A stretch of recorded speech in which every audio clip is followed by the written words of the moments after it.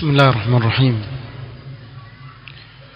الحمد لله رب العالمين، والصلاة والسلام على رسوله الأمين محمد وآله وصحبه أجمعين، أما بعد. leo ikiwa ni tarehe 16 mwezi wa Rajab mwaka wa 1442 katika darsa ya risala kullu bid'atin dalalah للشيخ إبراهيم ابن عبد الله المزروعي حفظه الله تعالى.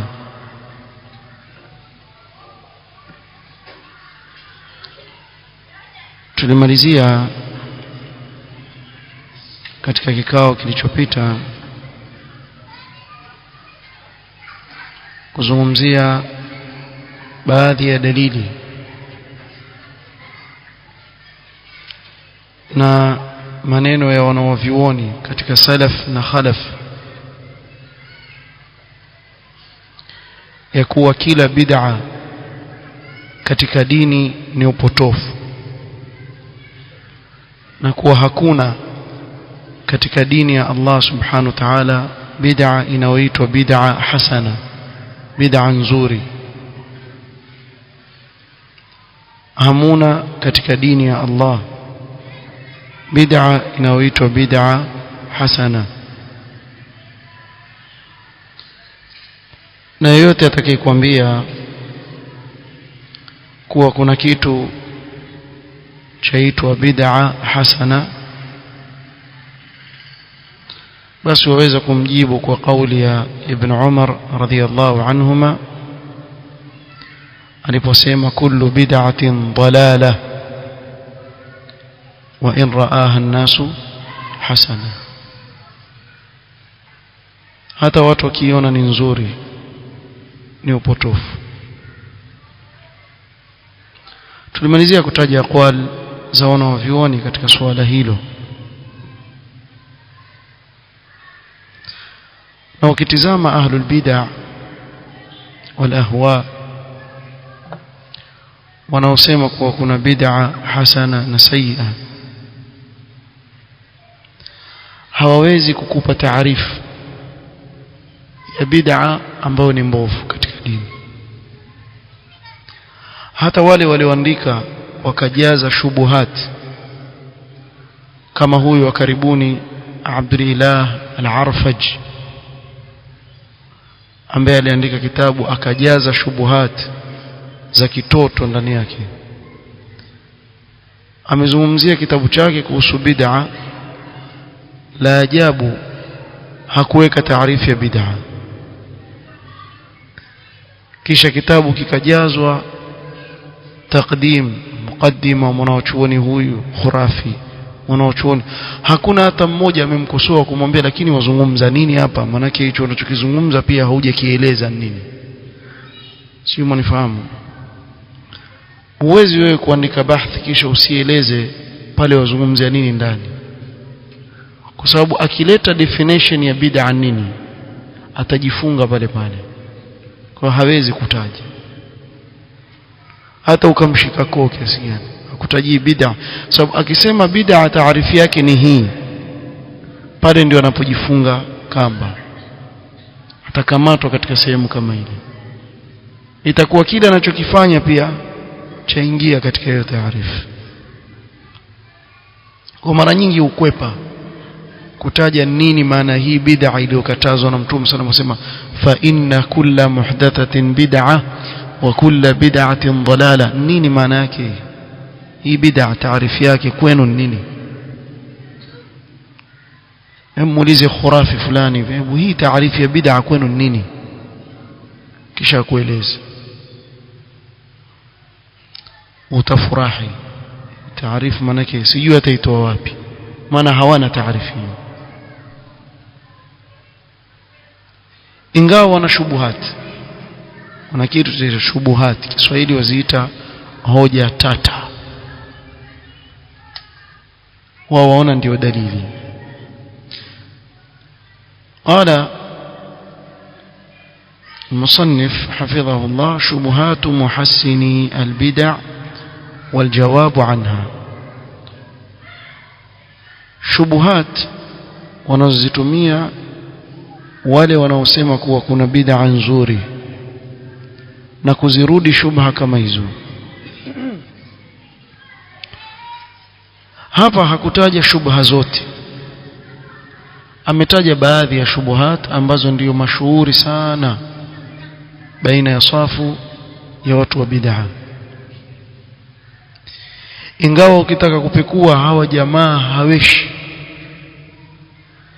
kila siku ash-shayatin yuhuna ila awliyaihim liyujadilukum,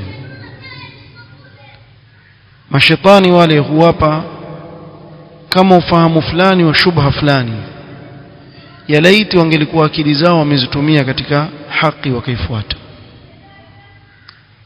Lakini eti iwaja baada ya mwaka ndio iwavumbua shubha fulani kuwa mbona hii pia inaweza kuwa dalili. Hajawahi kutanguliwa na istidlal kama hiyo na mwana wa chuoni yoyote ulimwenguni wa dini. Yeye ndiye wa kwanza anayezua hii. Kwa jamaa wana shubuhati nyingi, kila siku wazua. Ahlul bid'ah yahtajuna bi ba'd ash-shubah ala tahsin bid'ahim. Watu wa bid'ah hutoa hoja ya baadhi ya shubah, hoja tata, katika kupendekeza na kuzipamba zile bid'a zao. Wa hadhihi shubah aqsamun, na ukiziangalia hizi shubha ziko vigawanyo mbalimbali. Wahia, na vigawanyo vyenyewe viangukia katika haya tutakayotaja. Kigawanyo cha kwanza, shubahum min al-adillati ash-shar'iyyah. Kuna shubha ambazo wao huzitoa katika dalili za kisheria. Minha al-hadith al-mawdu' au al-dha'if, aweza kutoa hadith mawdu' au hadith dha'if. ومنها نص صحيح ليس فيه دلالة، أو aweza kutoa nas sahih bali aya katika Qur'an lakini hakuna dalili ya kile anachokifanya, kama kutumia nas am. Kwa mfano, afanye bid'a katika adhkar, kisha akiambiwa kwa nini wafanya uzushi kama wasema ya ayyuhalladhina amanu dhkurullaha dhikran kathira, tunaambiwa tumtaje Allah kwa wingi. Kwa mimi namtaja Allah, kuna makosa gani? Ona, akatumia dalili, lakini hii dalili ni am. Kufanya kile kitu khas unachokifanya wewe yahitaji dalili khas. Kwa mfano, akaadhini mtu kwa ajili ya salatu al-Eidain, swala ya Eid aina adhana, si ndio? Akaadhini Allahu akbar hayya ala salat paka mwisho. Akiambiwa kwa nini wewe waadhini katika sehemu hii, asema ya alladhina amanu dhkurullaha dhikran kathira. Kwani adhana si dhikr? Adhana ni dhikr. Lakini hapa tutakwambia hiki kitendo anachokifanya ni khas, chahitaji nini? Dalil khas, kwa sababu sio kila dalil am ni hujja kwa kitendo khas unachokifanya wewe. Mtume sallallahu alaihi wasallam hakufanya hivyo wala hakuelewa hivyo. Ukifanya hivyo utaipanua dini sana kwa ujinga unaotumia wewe. Hii dini imewekwa na Allah subhanahu wa ta'ala, ametuamrisha sheria yake ni hivi, imewekewa misingi yake inayofuatwa, na Mtume sallallahu alaihi wasallam ametufundisha ibada namna ya kuzifanya. Huwezi wewe kuja hapo ukazua dini yako mpya kisha ukaanza kutumia adilla amma katika kuthibitisha jambo ambalo ni khas.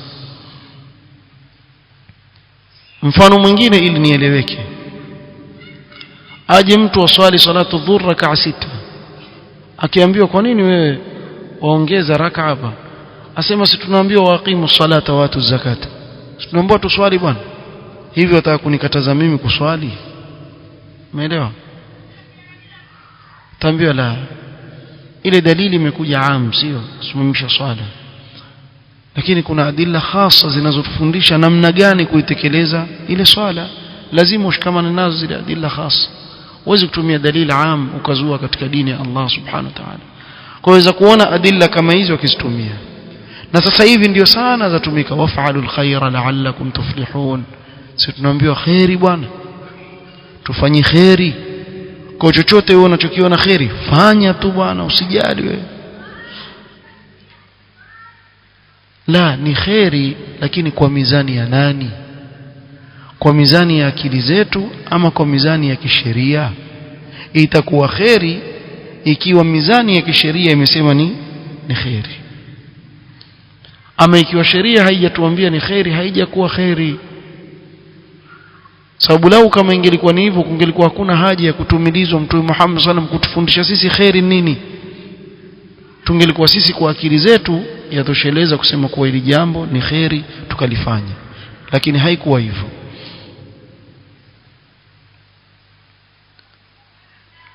قال شبه من كلام العلماء. كذلك aina ya pili ya shubha ni shubha wanazozitumia za maneno ya wanaovioni, kama tutakavyoona mbele mifano.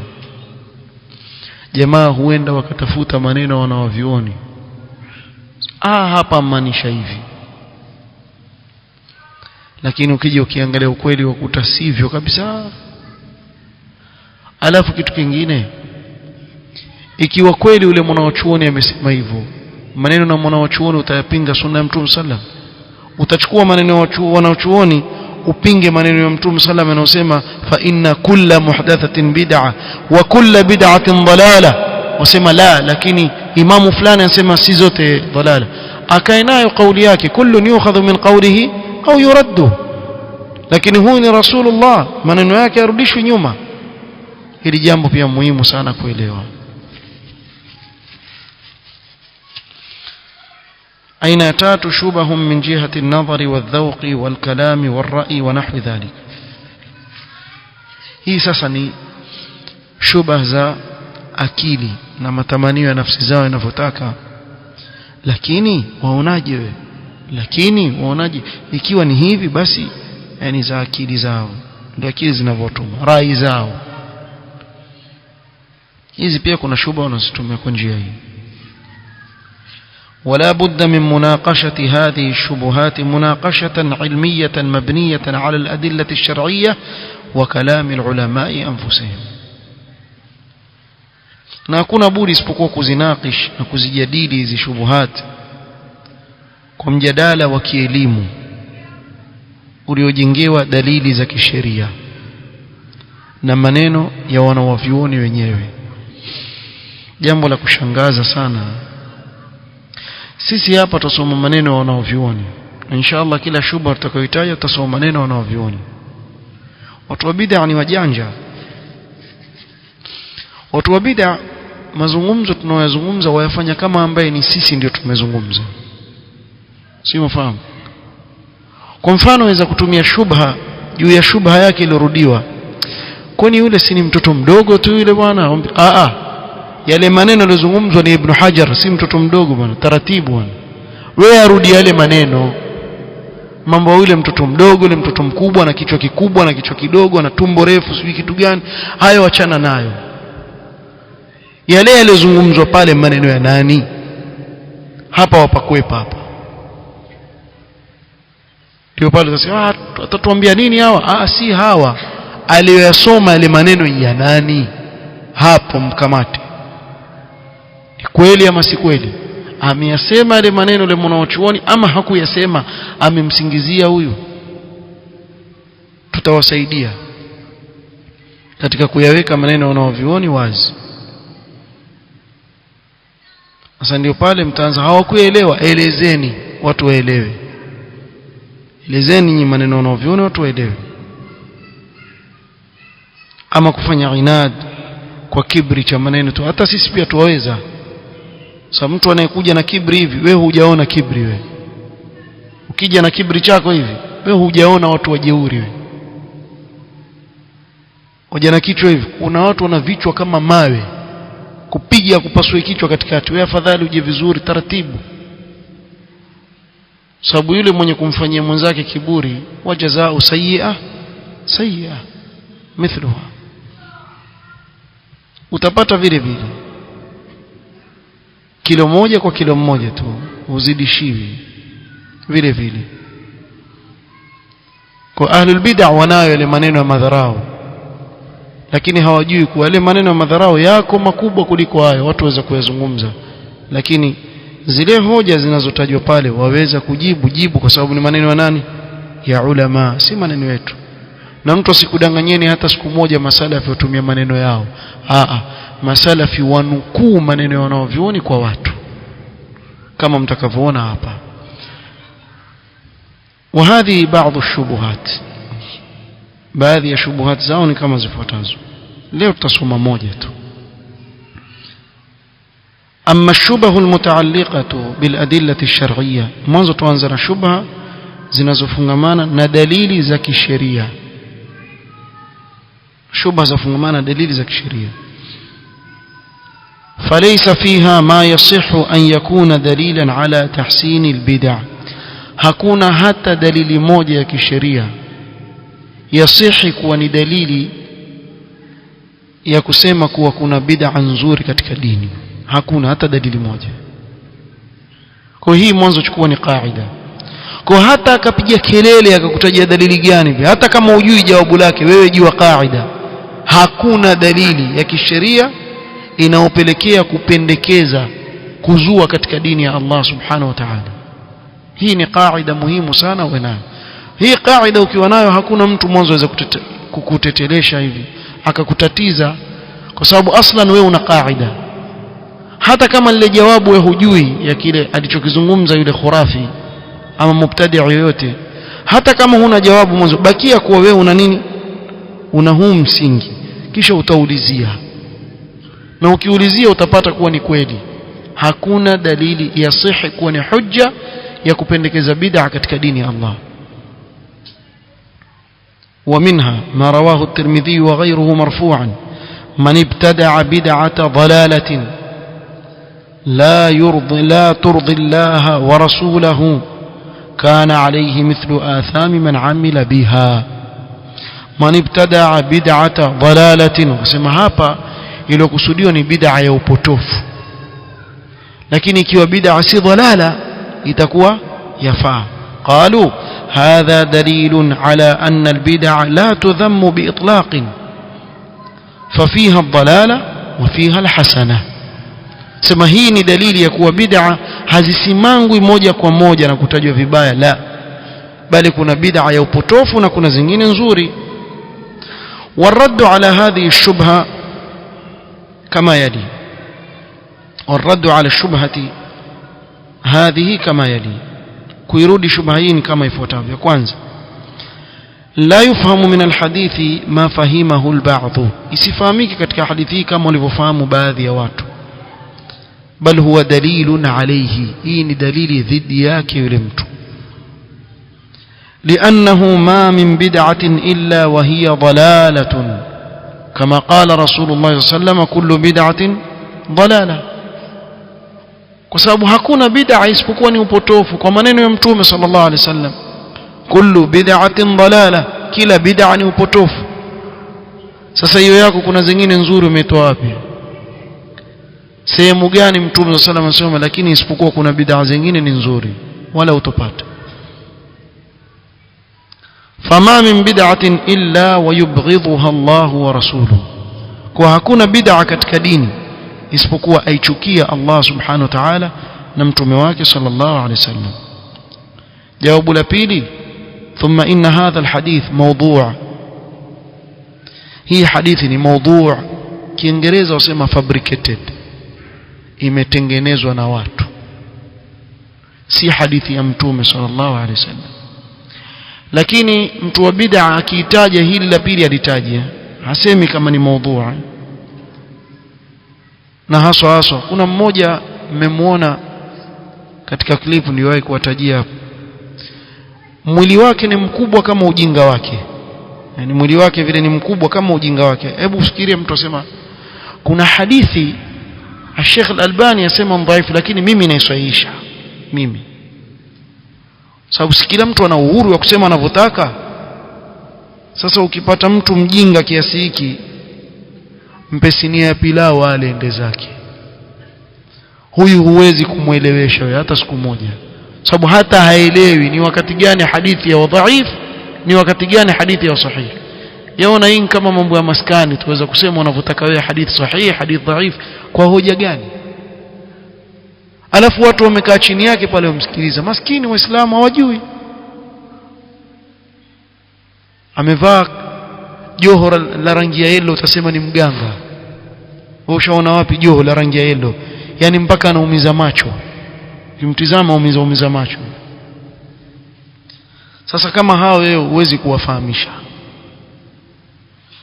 hao, waambie tu mimi nishakuelewa kule utokako na pale uliko na kule wendako, chukua sini ya pilau kula, kimaliza nda zako, maana hatakuelewa wazungumza nini.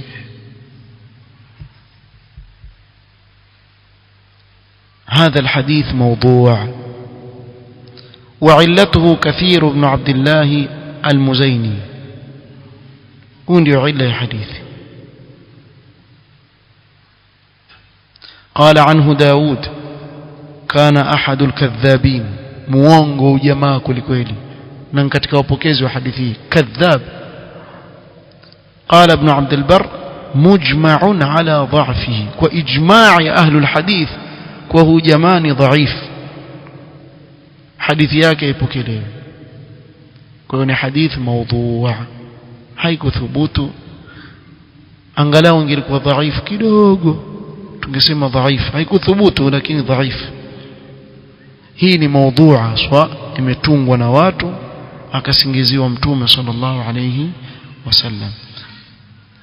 Tuchukue shubha moja tu kwa leo, shikeni vizuri muielewe, yatosheleza. Na hizo zingine pia tutazichukua hivi pole pole tu zieleweke vizuri insha Allah taala. سبحانك اللهم وبحمدك اشهد ان لا اله الا انت استغفرك واتوب اليك. بارك الله فيك.